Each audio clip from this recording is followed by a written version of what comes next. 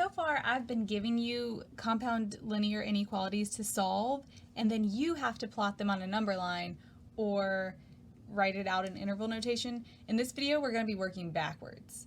So there are two types of compound linear inequalities. They will either be written in this format or this format.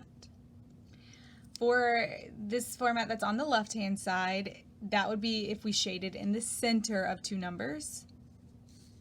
And those are your AND problems. On the right-hand side, this would be if we shaded, the center was left blank, and then we shaded to the outside, and those are your OR type problems. All of these can have or equal to underneath them. It depends on whether you have open circles or closed circles, but the V will always point in the same direction. This will always be less than, and this will always be greater than. So pay attention. Everything's the same. What changes here is your numbers, obviously, because they're going to change in different problems, and you may or may not have an or equal to, but everything else will be the exact same, depending on what you're given. Let's do an example, because I think that will just clarify everything. Okay, for our example, write the compound inequality for the graph that we're given. All right, for this first one, we're shaded in the middle. Oh, shaded in the middle. That means we're looking at this format here. We want to have this. We need to fill in with our numbers. You always read a number line from left to right, so from the most negative number to the more positive number. And then pay attention, if it's an open circle, leave it as a less than symbol. If it's a closed dot, you need to put your line underneath. And that's it. All right, second example. This time we've shaded on the outside, so we're using this format here. So I will have...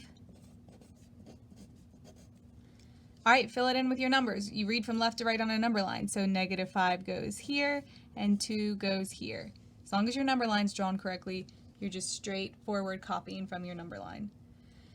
Finally, pay attention to whether you have closed dots or open circles. There's a closed dot at -5, so I need an or equal to, and it's just an open circle at 2, so that stays as a greater than symbol.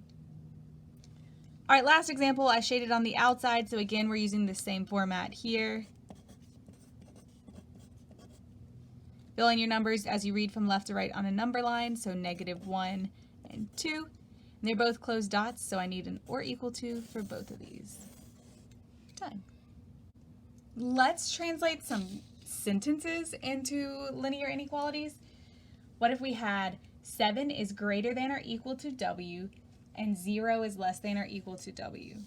This is an AND problem, so we are going to use this format here. 7 and 0 are the two numbers. On a number line, 0 would come before 7. 7 is greater than or equal to, so put an or equal to by your 7.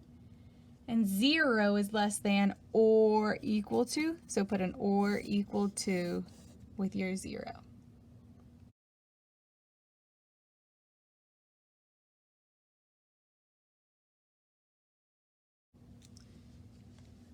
W is greater than or equal to 2 and less than 8.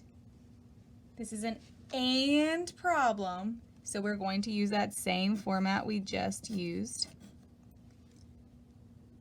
2 and 8 are the numbers we're given, so in a number line, the 2 would come before the 8, most negative to most positive. That's how I have to think of it when I deal with negative numbers. W is greater than or equal to 2. So I need an or equal to there. And it's less than 8. There's no or equal to. So that's my answer. X is less than -6 or 3 is less than or equal to X. Keyword is or. That means we want to use this format. All right. The numbers we're given are -6 and 3. So on a number line, the -6 would come to the left of 3. X is less than -6, so we don't need a line here. And 3 is less than or equal to X. So we need a line there. And that's it.